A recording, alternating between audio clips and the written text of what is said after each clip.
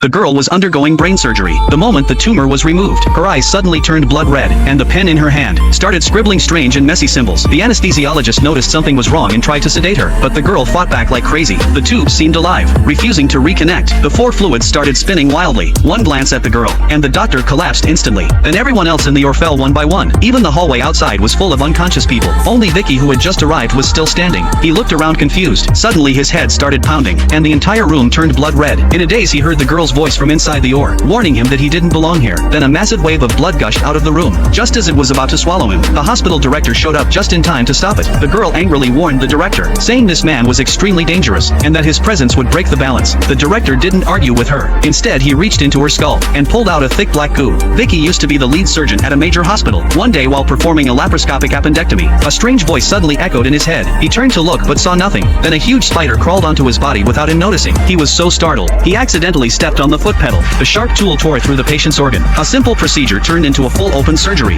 After stabilizing the patient, he saw the spider again, and crushed it with his foot. He demanded to know why something so disgusting was in the OR, but the nurses had no idea what he was talking about. When he lifted his foot, there was nothing there. Before he could react, a sharp pain shot through his head. He had no choice but to hand over the rest of the procedure to his assistant. After the operation, the assistant assured him that everything had been handled. No one would say a word about what happened, and the patient was out of danger. Told him not to beat himself up over a moment of panic. Just as Vicky started to relax, he suddenly blacked out and collapsed to the floor.